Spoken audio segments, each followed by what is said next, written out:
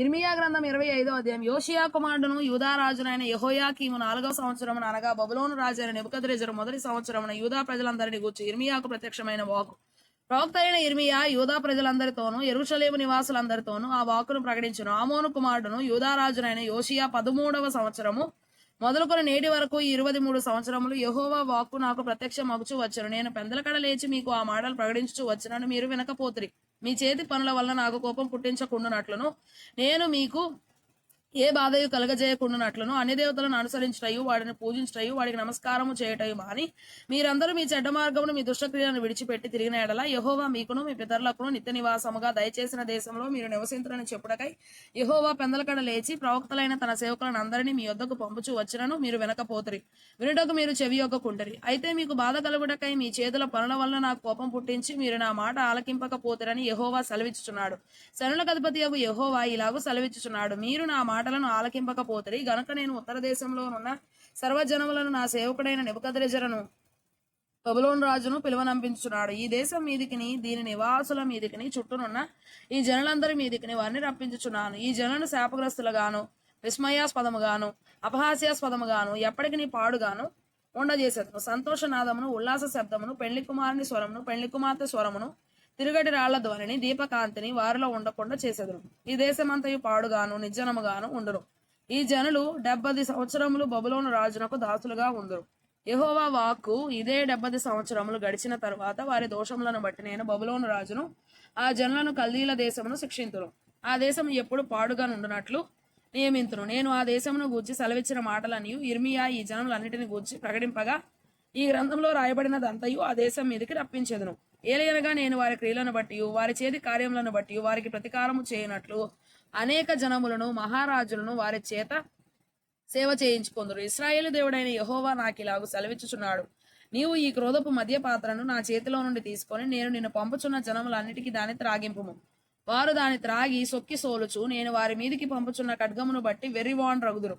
అంతటా యెహోవా చేతిలో నుండి నేను ఆ పాత్రను తీసుకొని యెహోవా నన్ను పంపిన జనములన్నిటికీ దాన్ని త్రాగించితిని. నేటి వలనే పాడుగాను నిర్జనముగాను అపహాస్యాస్పదముగాను శాపాస్పదముగాను చేయుటకు యెరూషలేమునకును యూదా పట్టణములకును దాని మహారాజులకును దాని అధిపతులకును త్రాగించితిని. మరియు ఐగుప్తు రాజైన ఫరోయిను అతని దాసులను అతని ప్రధానులను అతని జనులందరూ సమస్తమైన మిశ్రిత జనులను ఊజు దేశపు రాజులందరూ ఫిలిస్తీన్ల దేశపు రాజులందరూ అష్కెలోనును గాజయిను ఎక్రోనును అష్డోదు శేషపు వారును ఎదోమీయులను మోయాబీయులను అమ్మోనీయులను తూరు రాజులందరూ సీదోను రాజులందరూ సముద్రమునకు ఆవలి ద్వీపపు రాజులను దదానీయులను తేమానీయులను బూజీయులను గడ్డపు ప్రక్కలను కత్తిరించుకుని వారందరూ అరబీ దేశపు రాజులందరూ అరణ్యంలో నివసించు మిశ్రిత జనముల రాజులందరూ జిమీ రాజులందరూ ఏలాము రాజులందరూ మాదీల రాజులందరూ సమీపమున ఉన్నవారేమి దూరమున ఉన్నవారేమి ఉత్తర దేశముల రాజులందరూ భూమి మీదనున్న రాజ్యములన్నీ దానిలోది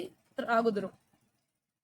శేషకు రాజు వారి తరువాత త్రాగును. నీవు వారితో ఇలాగూ చెప్పుము. ఇశ్రాయేలు దేవుడును సైన్యులకు అధిపతియునైన యెహోవా ఇలాగూ సెలవిచ్చుచున్నాడు. నేను మీ మీదికి పంపబో యుద్ధము చేత త్రాగి మత్తిల్లి కక్కుకొరిన వారి వలనే ఉండి మీరు మరల లేవకుండా పడుదురు.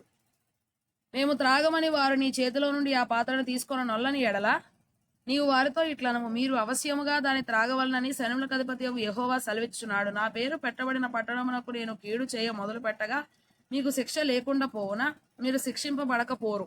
భూలోక నివాసులందరి మీదికి నేను ఖడ్గమును రప్పించుచున్నాను. ఇదే సైన్యములకు అధిపతి యెహోవా వాక్కు. కాబట్టి నీవు ఈ మాటలన్నిటినీ వారికి ప్రకటించి ఇలాగూ చెప్పవలను. ఉన్నత స్థలములో నుండి యెహోవా గర్జించుచున్నాడు. తన పరిశుద్ధాలయములో నుండి తన స్వరమును వినిపించుచున్నాడు. తన మందమేయు స్థలమునకు విరోధముగా గర్జించుచున్నాడు. ద్రాక్ష గానుగను త్రొక్కువారి వలె అరచుచు ఆయన భూలోక నివాసులకందరికీ విరోధముగా ఆర్భటించుచున్నాడు. భూమి అంతము వరకు సందడి వినబడను. యెహోవా జనములతో వ్యాజ్యమాడుచున్నాడు. శరీరులందరితో ఆయన వ్యాజ్యమాడుచున్నాడు. ఆయన దుష్టులను ఖడ్గమునకు అప్పగించుచున్నాడు. ఇదే యెహోవా వాక్కు. సైన్యములకు అధిపతి యెహోవా ఇలాగు సెలవిచ్చుచున్నాడు. జనము నుండి జనమునకు కీడు వ్యాపించుచున్నది. బూదిగంతముల నుండి గొప్ప తుఫాను బయలు వెళ్ళుచున్నది. ఆ దినమున యెహోవా చేత హతులైన వారు ఈ దేశం యొక్క ఈ దిశ నుండి ఆ దిశ వరకు కనబడుదురు. ఎవరునూ వారిని గూర్చి అంగలార్చరు, వారిని సమకూర్చరు, పాతిబెట్టరు. పెంటవలే వారి శవములు నేల మీద పడి ఉండును. మంద కాపరులారా గోలలెత్తుడి, మొర్రపెట్టుడి. మందలోని ప్రధానులారా బూడిద చల్లుకొనుడి. మీరు మరణం నొందుటకై దినములు పూర్తి ఆయను. నేను మిమ్మను చెదరగొట్టెదను. రమ్యమైన పాత్ర వలె మీరు పడుదురు. మంద కాపర్లకు ఆశ్రయ స్థలము లేకపోవును, మందలోని శ్రేష్టమైన వాటికి రక్షణ దొరకకపోవును. ఆలకించుని, మంద కాపర్ల మొర్ర వినబడుచున్నది, మందలోని ప్రధానుల గోల వినబడుచున్నది. యెహోవా వారి మేత భూమిని పాడు చేసి ఉన్నాడు. నెమ్మది గల మేత స్థలములు యెహోవా కోపాగ్ని చేత పాడాయను. క్రూరమైన ఖడ్గము చేతను ఆయన కోపాగ్ని చేతను వారి దేశం పాడు కాగా, సింహము తన మరుగును విడిచినట్లు ఆయన తన మరుగును విడిచెను.